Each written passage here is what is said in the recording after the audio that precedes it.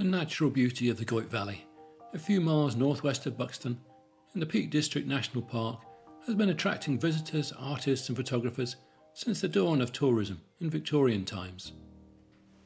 Today, the twin reservoirs of Fernilee, completed in 1937, and Errwood, flooded some 30 years later in 1968, dominate this landscape.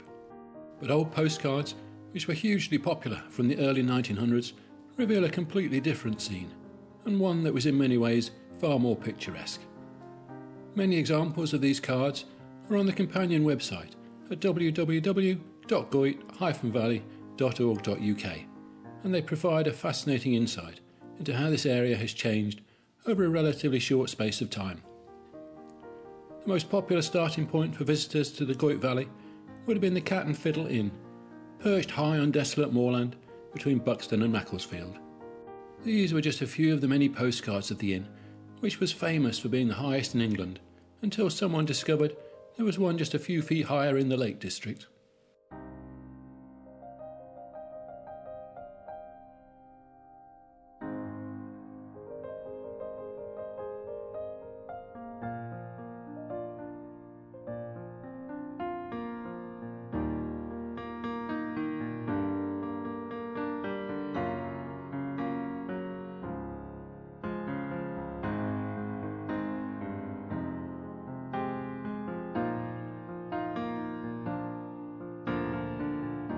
From here, the carriages would have travelled to the valley, down the old turnpike, towards an area known as Goyt's Moss, marked on today's maps as Derbyshire Bridge.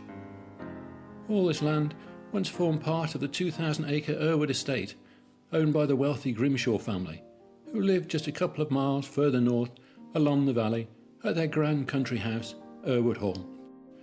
It was on the death of the last member of the family, Mary Grimshawe, in 1930, that Stockport Corporation purchased the estate to build the twin reservoirs, and they soon set about demolishing over 20 houses on the estate, including Errwood Hall. There were 4 along this short stretch of road. Today, all signs of the houses are long gone, apart from a few bumps and hollows left in the land. This rare photo shows all 4, lying beside the old turnpike as it snakes towards Buxton over the far horizon. The furthest one was Goyt's Moss Farm.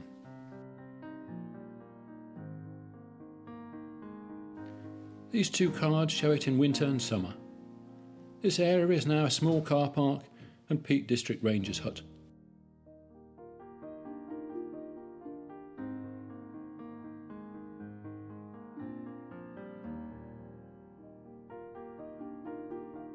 The actual Derbyshire Bridge lies a short distance further along the narrow road which runs beside the Goyt. This photo captures a group of tourists passing the bridge on the way up the valley on a horse-drawn carriage. At one time, the river formed the boundary between Cheshire and Derbyshire, so crossing the bridge took you from one county to another, hence the name.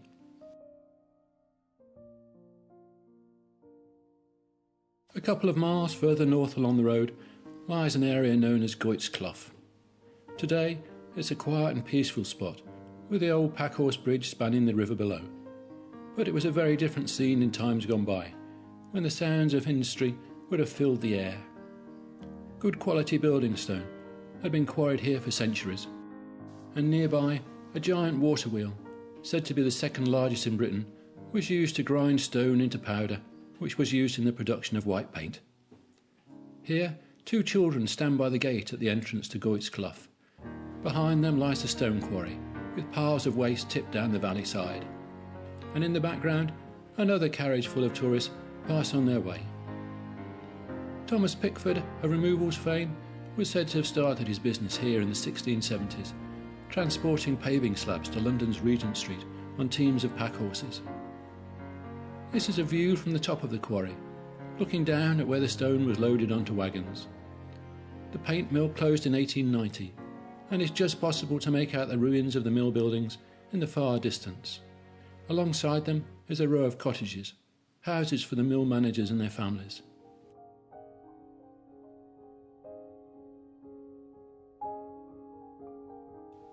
These 3 children stand at the back of the cottages.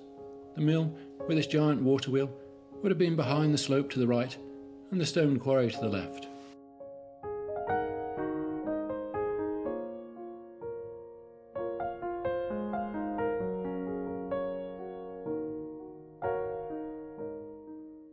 About a mile further along the road lay the picturesque hamlet of Goyt's Bridge, now submerged under the waters of Errwood Reservoir. The few houses gathered around an old packhorse bridge were demolished soon after Stockport Corporation purchased the land. The packhorse bridge is the only part of Goyt's Bridge to survive, dismantled stone by stone and rebuilt in Goyt's Clough. Lying beside a row of stepping stones, this was the most popular scene for postcard photographers and artists.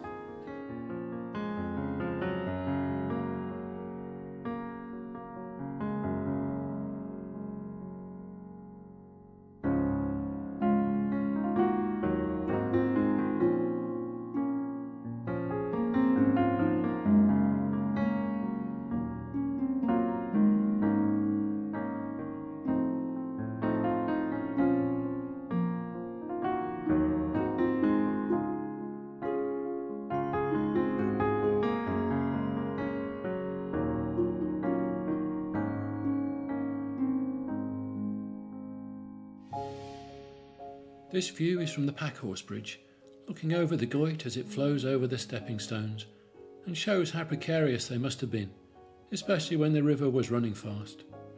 So the small footbridge would have been a safer way to cross, but perhaps not quite so exciting. The gypsy caravan was rented out to holidaymakers.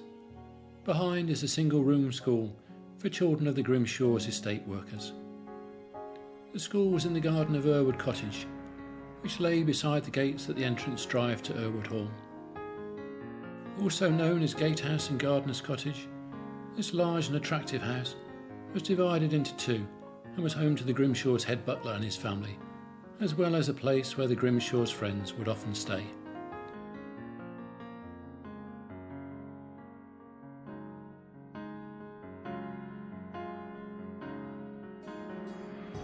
The gates to Errwood Hall were to the right of the house, and the larger of the two bridges in Goyt's Bridge is behind the trees on the right.